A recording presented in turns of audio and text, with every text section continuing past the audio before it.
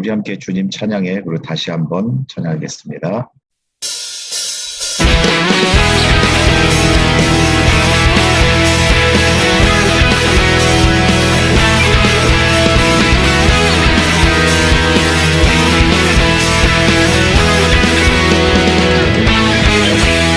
주 안에 내 믿음이 있네. 주 안에 내 소망이 있네. 주 안에 내 믿음이 있네. 주 안에 내 소망이 있네. 주 안에 참 평안 있네. 주 안에 내 힘이 있네. 주 안에 살고 숨쉬네. 내 모든 말과 행동이 주님의 뜻을 따르니 내 거룩한 손 들고서 주님 찬양해.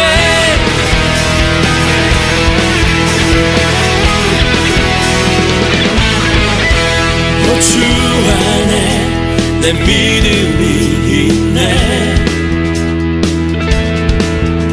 주 안에 내 소망이 있네.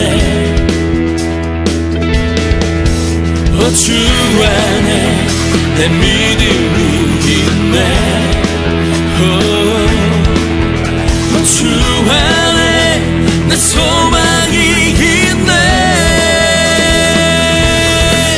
주 안에 참 평안 있네. 주 안에 내 힘이 있네.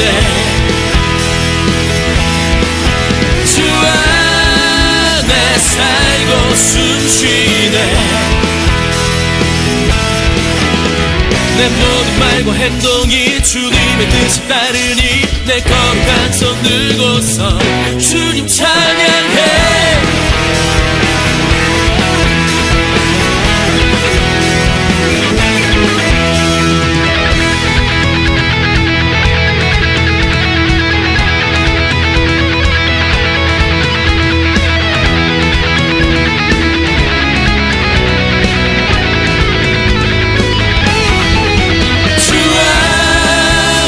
참 평안 있네.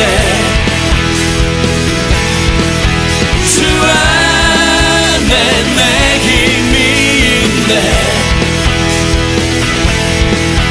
주 안에 살고 숨쉬네.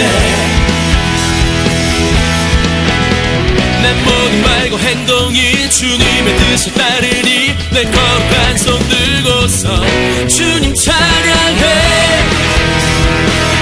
주님 찬양해. 주님 찬양해. 주님 찬양해.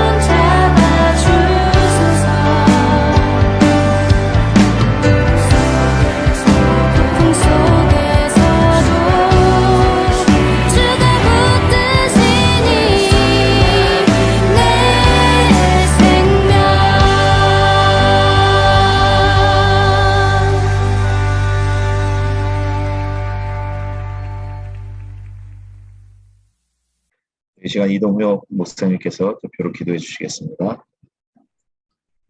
사랑의 하나님 아버지, 지난 한 주간도 각자의 삶의 여건 속에서 감사함으로 또는 이 고마움으로 자리에 임할 수 있도록 은혜 내려주심을 감사드립니다.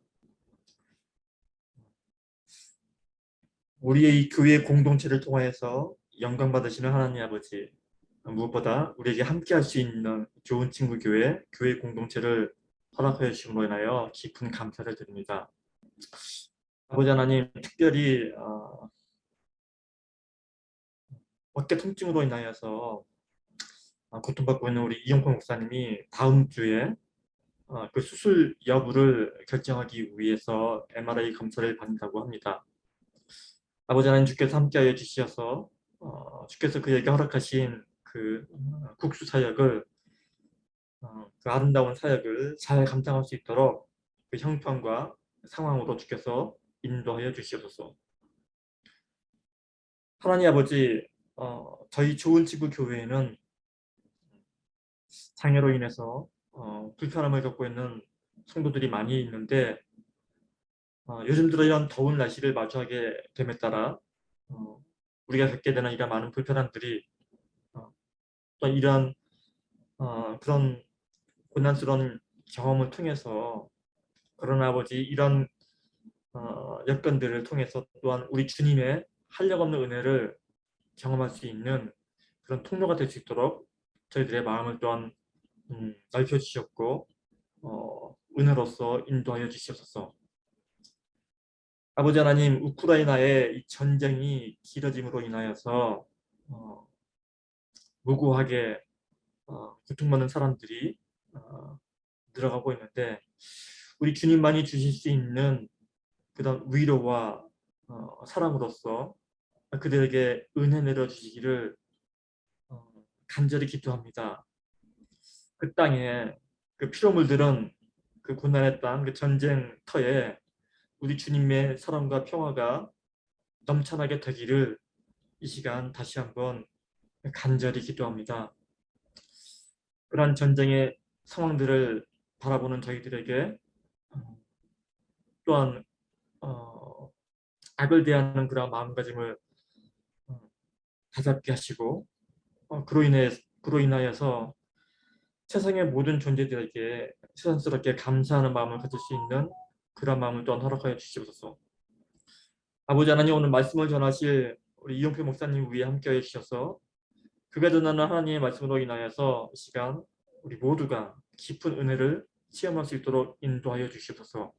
감사를 드리며 이 모든 말씀 우리 주 예수님 이름으로 기도합니다. 아멘. 이제는 주님께서 가르쳐 주신 기도로 함께 기도하겠습니다. 하늘에 계신 우리 아버지여, 이름이 거룩히 여김을 받으시오며 나라가 임하시오며 뜻이 하늘에서 이루어진 것 같이 땅에서도 이루어지이다. 오늘 우리에게 일용할 양식을 주시옵고 우리가 우리에게 죄 지은 자를 사하여 준 것 같이 우리 죄를 사하여 주시옵고 우리를 시험에 들게 하지 마시옵고 다만 악에서 구하시옵소서. 나라와 권세와 영광이 아버지께 영원히 있사옵나이다. 아멘. 네, 오늘 함께 나눌 말씀은 출애굽기 3장 1절부터 4절 말씀입니다. 출애굽기 3장 1절부터 4절입니다. 제가 봉독해 드리겠습니다. 모세가 그의 장인 미디안 제사장 이두로의 양떼를 치더니 그 떼를 광야 서쪽으로 인도하여 하나님의 산 호렙에 이르매 여호와의 사자가 떨기나무 가운데로부터 나오는 불꽃 안에서 그에게 나타나시니라. 그가 보니 떨기나무에 불이 붙었으나 그 떨기나무가 사라지지 아니하는지라. 이에 모세가 이르되 내가 돌이켜 가서 이 큰 광경을 보리라. 떨기나무가 어찌하여 타지 아니하는고 하니 그때에 여호와께서 그가 보려고 돌이켜 오는 것을 보신지라. 하나님이 떨기나무 가운데서 그를 불러 이르시되 모세야 모세야 하시매 그가 이르되 내가 여기 있나이다. 아멘. 네, 오늘은 이용표 목사님께서 하나님의 부르심이 있는 곳이라는 제목으로 말씀 전해 주시겠습니다. 팔복의 말씀이 다 끝났습니다. 네, 오늘은 출애굽기 말씀을 같이 나눠보고자 합니다. 먼저 두 가지 질문으로 말씀을 시작해 볼까 합니다. 첫째는 하나님께서 쓰시는 사람은 어떤 사람일까? 라고 하는 질문입니다. 나름대로 우리가 늘 묻고 또 나름 생각하는 그런 질문이라고 할 수 있을 것 같은데요. 그럼 두 번째, 그러면 하나님께서 지금의 나를 당장 하나님의 일을 위하여 사용하실까? 아, 아마도 두 번째 질문에 자신 있게 네, 그렇습니다 라고 답할 수 있는 사람은 많지 않을 것 같습니다. 하나님을 믿는 우리들은 모두 다 하나님께 귀한 일로 쓰임 받기를 바라는 마음이 있죠. 그렇지만 하나님께 지금의 나를 바로 지금의 나를 하나님께서 하나님의 귀한 일에 쓰실까에 대해서는 의문을 갖습니다. 왜냐하면 대부분 나 자신은 뭔가 부족하다라는 생각을 하기 때문입니다. 예를 들어서 부자가 있고 가난한 사람이 있습니다. 두 사람 중에 하나님께서 누구를 쓰실까라고 하면 우리는 흔히 부자를 쓰시겠지라는 생각을 할 수 있어요. 그런데 나한테 돈이 없다면 하나님이 나를 쓰지는 않으실 거야 이런 생각을 하겠죠. 그러면서 하나님께 쓰임 받기 위해서 더 많은 돈을 벌 수 있으면 좋겠다. 더 많은 돈을 가질 수 있으면 좋겠다. 이런 생각을 우리가 쉽게 할 수 있습니다. 또 지식이 많은 사람과 초등학교도 제대로 다니지 못한 사람이 있다면 하나님은 누구에게 하나님의 일을 맡기실까? 또 젊고 건강한 사람과 늙고 병든 사람이 있다면 하나님은 누구를 사용하여 하나님의 일을 이루어 가실까? 이런 생각을 해보면 지식이 많은 사람, 그리고 젊고 건강한 사람을 하나님께서 쓰시지 않을까. 때문에 우리는 열심히 공부해야 되고, 또, 이 건강을 유지해야 되고, 이런 생각들을 하게 됩니다. 물론 우리가 생각할 때 하나님께 돈 별로 중요하지 않아. 지식, 그것도 하나님께는 중요한 것이 아니야.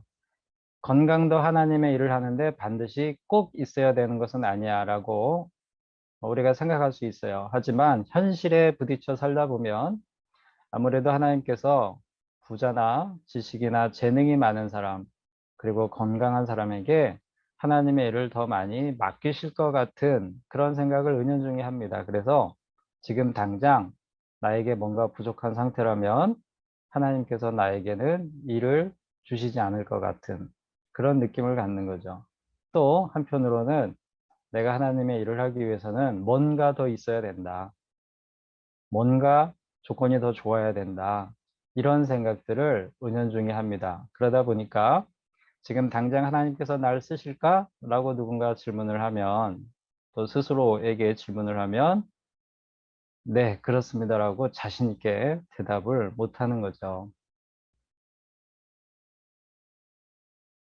하지만 오늘 말씀을 우리가 살펴보면 우리는 좀 다른 답을 할 수 있을 것 같습니다. 그것이 무엇인지 함께 나눠보도록 하겠습니다. 오늘 읽은 본문 말씀은 하나님께서 이스라엘 백성을 가나안 땅으로 인도하시기 위해서 모세를 부르시는 장면입니다. 우리가 잘 알고 있는 그런 내용이죠. 그런데 하나님께서 모세를 부르신 곳이 어디인가 보면 1절에 그 장소를 알 수 있습니다. 그곳은 바로 광야입니다. 하나님의 산 호렙, 여호와의 산 호렙 이렇게 나오는데 그것도 내내 광야 안에 있는 산이죠.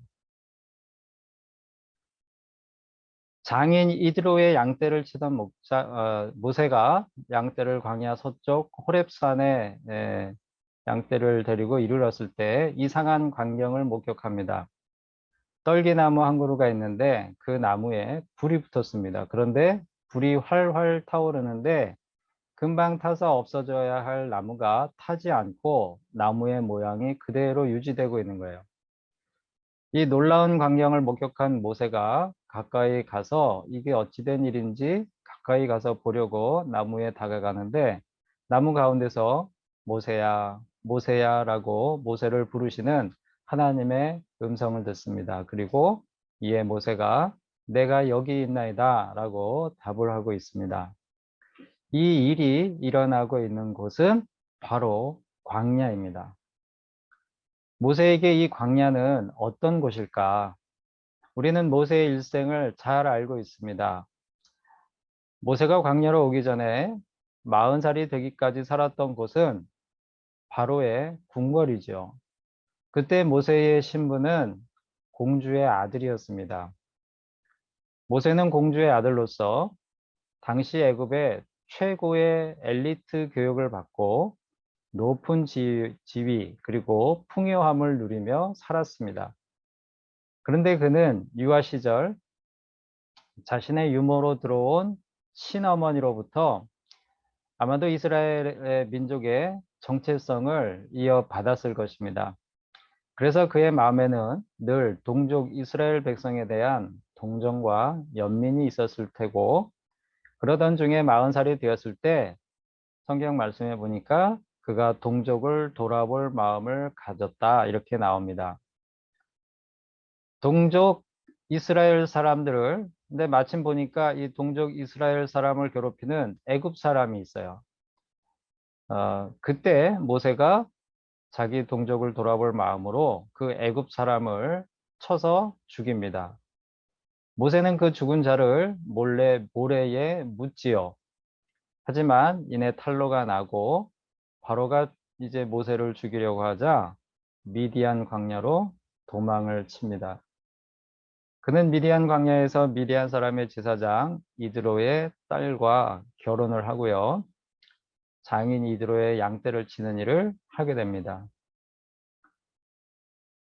그러다가 그렇게 40년을 살다가 지금 광야에서 하나님의 부르심을 받은 거죠. 그는 공주의 아들 신분에서 하루아침에 살인자의 신분으로 전락을 해서 광야를 유리방황하는 나그네 신세가 된 것입니다. 이런 모세에게 광야는 어떤 의미일까? 어떤 느낌일까? 광야를 헤맬 때 모세는 어떤 마음일까? 광야는 모세에게 자신이 살았던 바로의 궁궐과는 일단 환경부터가 다릅니다. 바로의 궁궐은 큰 나일강이 흐르고 그 주변으로 푸른 나무들과 갈대숲이 있죠. 땅은 기름졌습니다. 그래서 늘 곡식과 열매로 가득한 곳이었어요. 그곳에서 모세는 공주의 아들로서 부와 명예를 누리며 살았습니다. 좋은 잠자리가 있었고요. 풍부한 먹거리가 있었고요. 그는 그곳에서 젊고 유능한 장래가 촉망되는 젊은 인재로서 대접을 받고 살았습니다. 하지만 그가 지금 있는 곳은 광야입니다. 광야의 산과 들은 푸르름을 찾아볼 수 없습니다. 제가 대학 때 배낭여행으로 이집트하고 이스라엘 쪽에 성지순례 여행을 그 대학 다니는 이 선후배들하고 같이 간 적이 있는데 그곳의 광야는요 정말 나무 한 그루 없이 너무 메말라 있고 황량합니다. 모세가 있는 곳이 그런 곳이에요. 메마른 바위와 흙으로 쌓인 산과 들, 그곳에서 황량하고 또 이 쓸쓸한 기분 속에서 살아갈 수밖에 없는 그런 마음으로 있을 수밖에 없는 그런 상태인 것이죠. 그곳에서 그는 하루 종일 양떼에게 먹일 풀을 찾아 헤매야 했고 늘 거친 음식과 불편한 잠자리에 누워야 했습니다. 무엇보다 모세를 괴롭힌 것은 아마도 자신은 실패자라는 생각이지 않았을까, 아마도 외로움이지 않았을까 라는 생각을 하게 됩니다. 그리고 더 이상 자기가 그렇게 열정을 가지고 동족을 위해서 뭔가 할 수 있을 것이라는 그런 생각을 했었는데 이제는 더 이상 동족을 위해서 또 하나님을 위해서 그 어떤 일도 할 수 없을 것이다 라고 하는 그 절망감, 이런 것들이 모세를 가장 힘들게 했을 것 같아요. 미래를 바라보며 꿈을 꿀 수 없다라는 것, 그것만큼 사람을 지치고 힘들게 하는 것이 없죠. 그런데 모세가 지금 그런 곳입니다. 모세에게 그런 마음을 갖게 하는 것이 바로 광야이죠. 하나님께서 모세를 부르신 곳은 모세에게 그런 곳입니다. 그렇게 40년의 세월이 흘러서 모세는 지금 젊음도 다 잃어버렸어요. 연약한 노인의 모습입니다. 그런데 하나님은 모세를 바로의 궁궐에서 부르신 것이 아니라 이곳 광야에서 부르시고 있습니다. 우리가 이 점을 주목해 볼 필요가 있는 것 같아요. 하나님은 왜 모세를 바로의 궁궐에서 부르신 것이 아니라 광야에서 부르셨을까? 서두에서 나누었던 하나님께서는 어떤 사람을 쓰실까라는 질문을 우리가 다시 생각을 해보면 모세는 궁궐에서 부자였습니다. 당대 최고의 엘리트 교육을 받은 인재였고요. 젊고 건강한 사람이었습니다. 반면에 광야의 모세는 실패자였고 광야를 헤매는 보잘것없고 초라한 나그네였습니다. 그의 지식이 아무런 쓸데가 없고 나이도 많아서 희망을 가질 수 없는 그런 상태입니다. 그러므로 우리가 은연중에 무의식 중에 생각하기에는 하나님께서 광야의 모세보다는 바로의 궁궐에 있는 모세를 쓰셔야 되는 거 아닌가, 그를 하나님의 일을 하도록 하셔야 하는 것이 아닌가, 이게 일반적으로 우리가 생각할 수 있는 거죠. 모세를 광야에서 부르실 것이 아니라 궁궐에서 부르셨어야 하는 거 아닌가?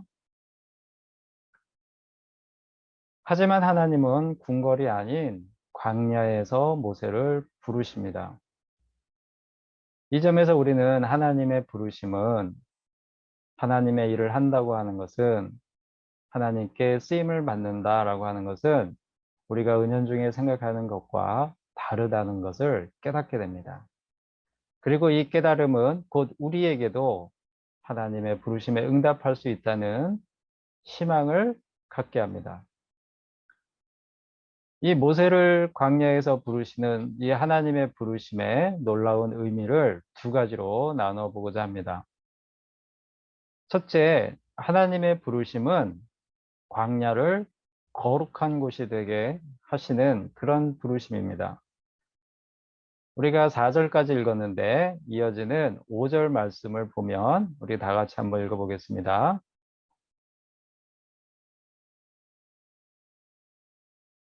하나님이 이르시되 이리로 가까이 오지 말라. 내가 선 곳은 거룩한 땅이니 내 발에서 신을 벗으라. 아멘. 불이 붙었으나 타지 않는 떨기나무를 가까이에서 보기 위해서 다가오는 모세에게 하나님은 내가 선 곳은 거룩한 땅이니 내 발에서 신을 벗으라고 명령하십니다. 그런데 사실 황량한 돌산과 흙으로 뒤덮인 이 땅바닥은 모세가 보아왔던 그 광야의 모습 그대로이죠. 하나님께서 거룩하게 하셨다고 해서 갑자기 이 돌산이 푸르른 산으로 바뀐 게 아닙니다. 갑자기 없던 이 시냇가가 생기고 막 초목이 우거지는 그런 환경으로 바뀐 것이 아니고 광야의 모습은 그대로예요. 그런데 하나님께서 그 땅을 거룩하게 하심으로 모세에게 절망과 외로움을 주었던 그곳이 이제는 하나님께서 함께 하심으로 거룩한 곳이 되었습니다. 그가 있는 그곳이 바로 거룩한 곳으로 변화됐어요. 하나님의 부르심은 당장 우리가 처한 환경과 조건을 바꾸어 주시지 않습니다. 하나님의 부르심은 우리가 생각하기에 하나님의 일을 하기 위해서 뭔가 필요하다고 생각하는 것들을 당장 채워주시는 것이 아닙니다. 여전히 부족하고 무지하고 질병과 장애 가운데 있더라도 달라지는 것이 하나가 있는데 그것이 무엇이냐면 하나님께서 우리 삶 가운데 인지하심으로 우리가 하나님의 존재를 마음으로 느끼게 되는 것이죠. 하나님의 거룩함이 우리 마음에 스며 들어오게 되는 것입니다. 내가 부끄럽게 생각했던 것들, 내가 부족하다고 생각했던 것들 속에서 하나님의 거룩하심을 발견하게 되는 놀라운 경험을 하는 것이죠. 환경과 조건, 나는 그대로지만 내가 가지고 있는 것들, 나의 능력은 그대로지만 우리 마음과 생각이 달라져서 그동안 느끼지 못했던 하나님을 새롭게 느끼고 자각하게 됨으로써 그동안 보지 못했던 하나님의 존재를 느끼고 그동안 알지 못했던 하나님의 놀라운 계획을 깨닫게 됩니다. 이것이 하나님의 부르심이에요. 둘째, 하나님의 부르심은 우리가 이제까지 알지 못했던 그 하나님의 놀라운 일을 비로소 깨닫게 하시는 그런 점이 있습니다. 출애굽기 3장 이제 5절에서 8절을 가서 8절을 한번 읽어보겠습니다.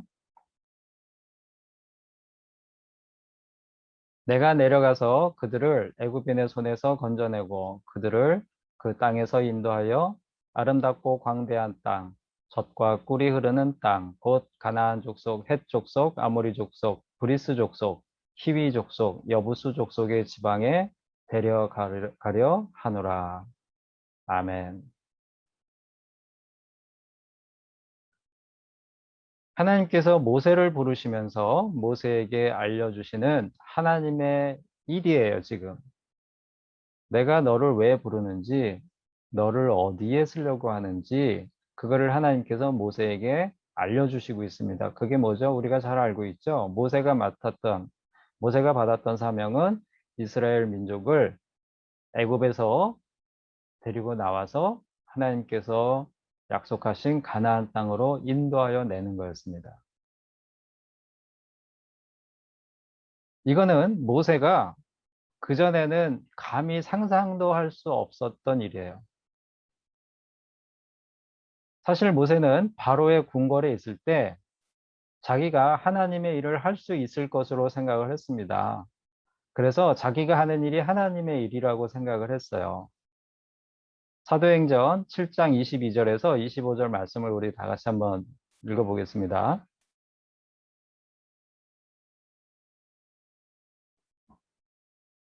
모세가 애굽 사람의 모든 지혜를 배워 그의 말과 하는 일들이 능하더라. 나이가 40이 되매 그 형제 이스라엘 자손을 돌볼 생각이 나더니 한 사람이 원통한 일 당함을 보고 보호하여 압제받는 자를 위하여 원수를 갚아 애굽 사람을 쳐 죽이니라.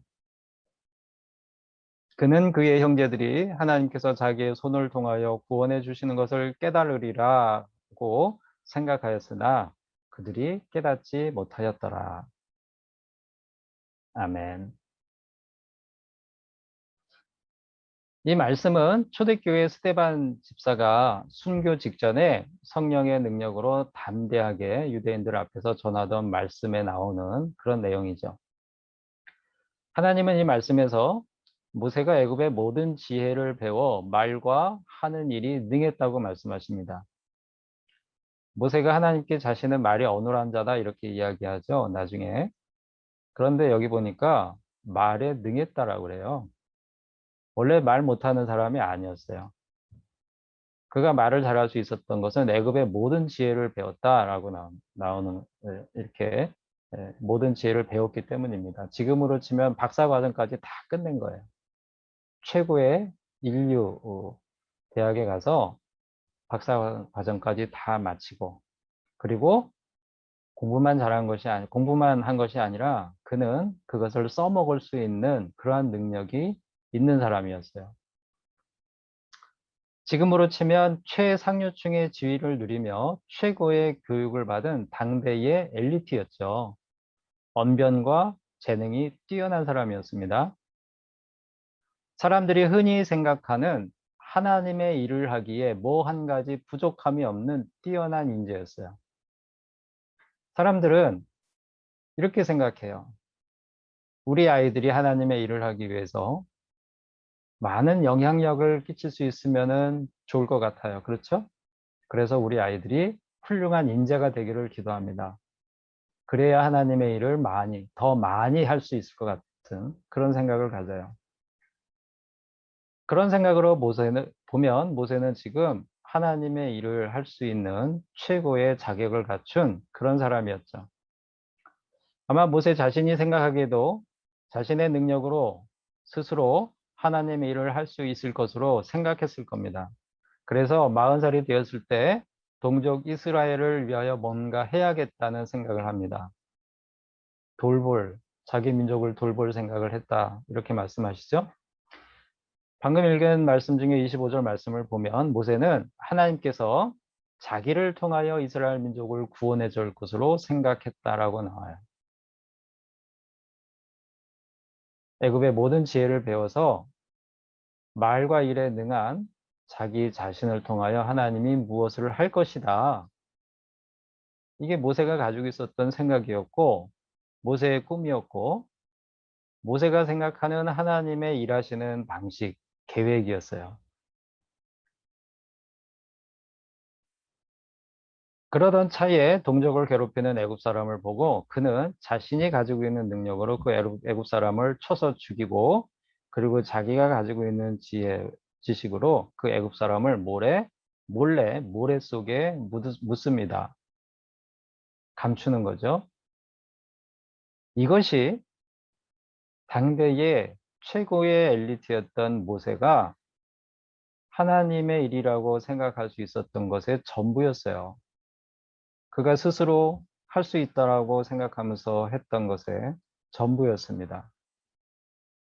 그는 자신이 가진 것으로 하나님의 일을 할 수 있다고 생각했지만 그는 근본적으로 이스라엘 민족을 향한 하나님의 프로젝트가 무엇인지 전혀 깨달을 수 없는 사람이었습니다. 하나님께서 계획하신 일은 이스라엘 사람을 괴롭히는 애굽 사람 몇몇을 혼내주는 정도가 아니라 하나님의 계획은 뭐였냐면 이스라엘 백성 전체를 통째로 애굽에서 끌고 나오는 거예요. 그리고 그들을 가나안 땅으로 인도하셔서 죄악이 만연한 가나안 땅을 그들을 통해서 심판하시고 그 땅을 약속의 땅으로 이스라엘 백성들에게 주시는 거죠. 그 과정에서 하나님은 이스라엘 백성들과 시내 산에서 언약 백성의 계약을 체결하시고 이스라엘 백성을 선택하십니다. 선민으로 택하시는 그러한 계획이 다 본래 하나님의 계획이었던 것인데 바로의 궁궐에서 모세는 그 계획을 알 수 없는 존재였어요. 하지만 이제 하나님의 이 놀라운 계획을 광야의 부르심에서 비로소 깨닫게 된 것입니다.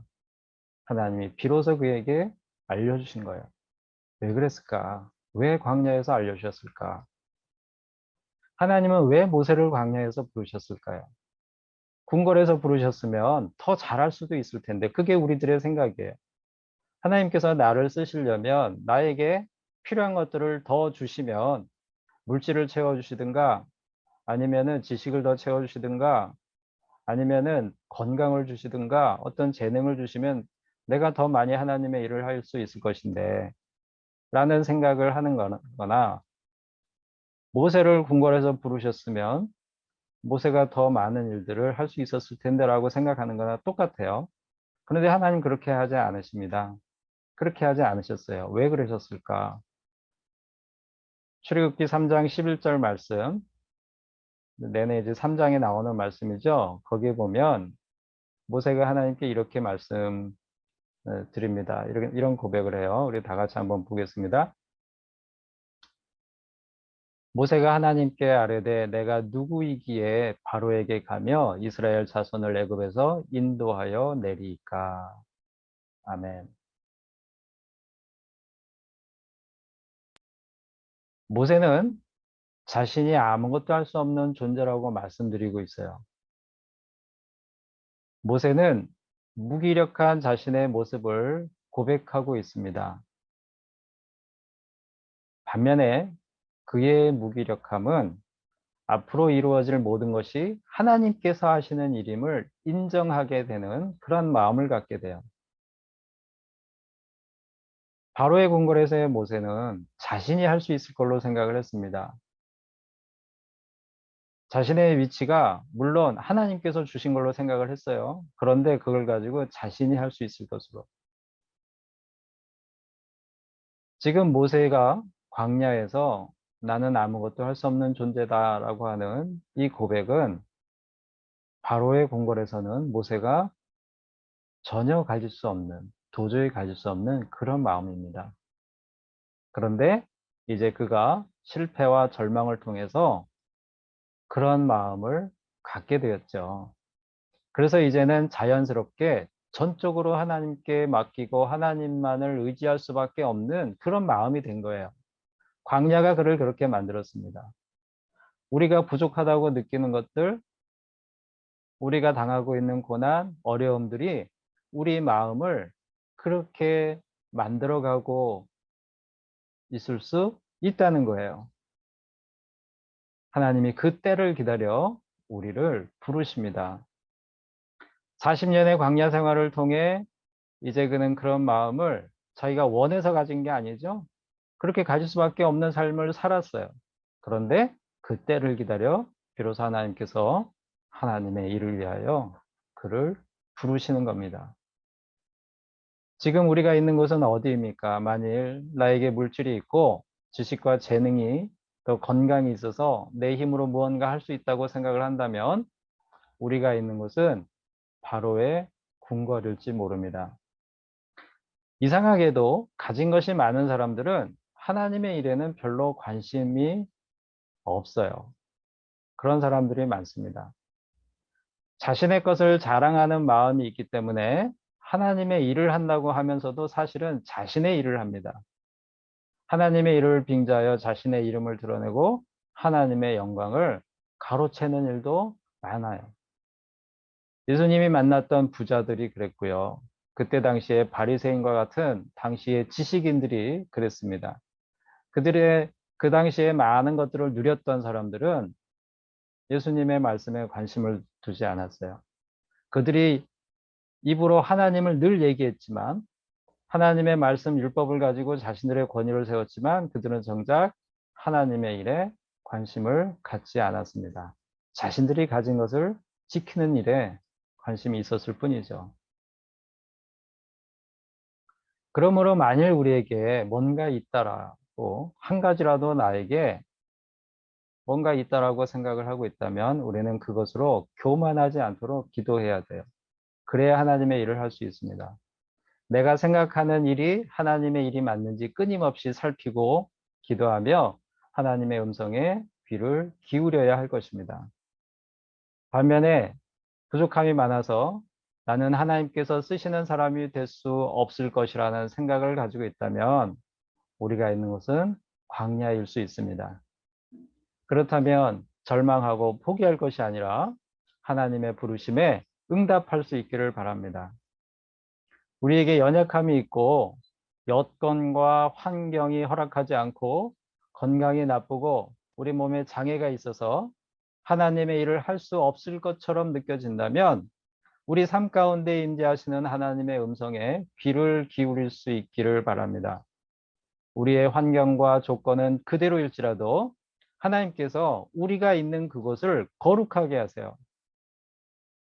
우리가 있는 가정, 일터, 우리가 있는 어떤 커뮤니티 이런 것들을 하나님께서 거룩하게 하십니다. 그리고 우리가 생각하지 못했던 놀라운 하나님의 일을 우리로 하여금 깨닫게 하시고 바로 우리 자신을 통해서 그 일들을 이루어 가실 거예요. 그러므로 우리가 어디에 있든 나도 하나님께서 쓰시는 사람이 될 수 있다라는 소망과 기쁨을 누릴 수 있습니다. 그런 모두가 될 수 있기를 바랍니다. 기도하겠습니다. 광야에서 아무런 소망 없이 살아가던 모세를 부르신 하나님, 저희들로 하여금 언제나 겸손하게 하시고 하나님의 일에 대한 소망을 갖게 하시어 지금도 모세와 같은 하나님의 일꾼을 찾으시는 그 음성을 듣는 복을 누리게 하여 주시옵소서. 예수님의 이름으로 기도합니다. 아멘.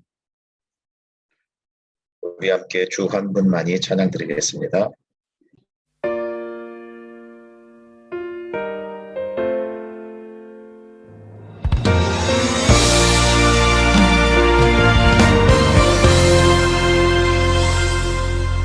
주 한 분만이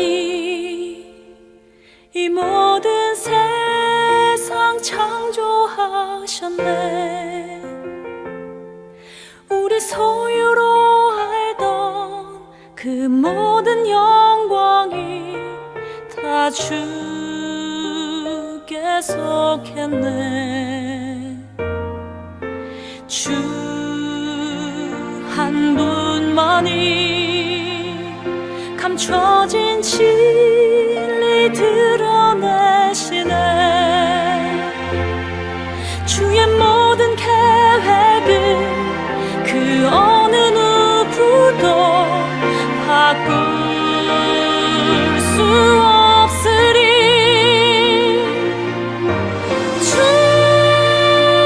한 분만이 온 우주의 통치자 되시네.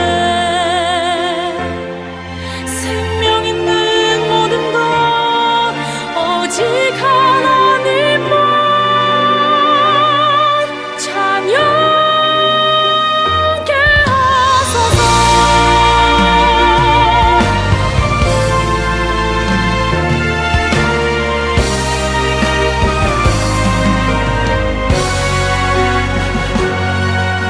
주 한 분만이 영원히 우리 기쁨 되시네. 오직 주님 한 분만 사모하는 마음 변할 수 없으리. 주 한 분만이 온 우주의 통치자 되시네. 생명 있는 모든 것 오직 하나님만 찬양케 하소서. 주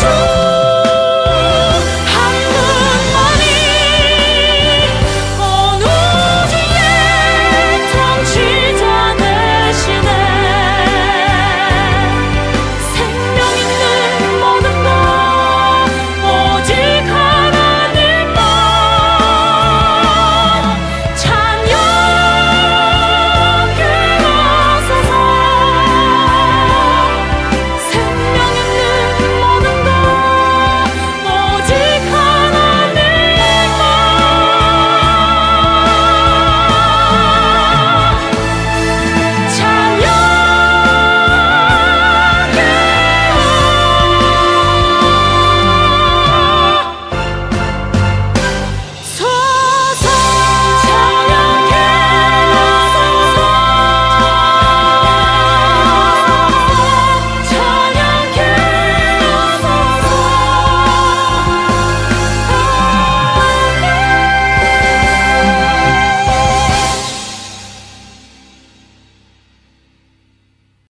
시간 이용표 목사님께서 축도해 주시겠습니다.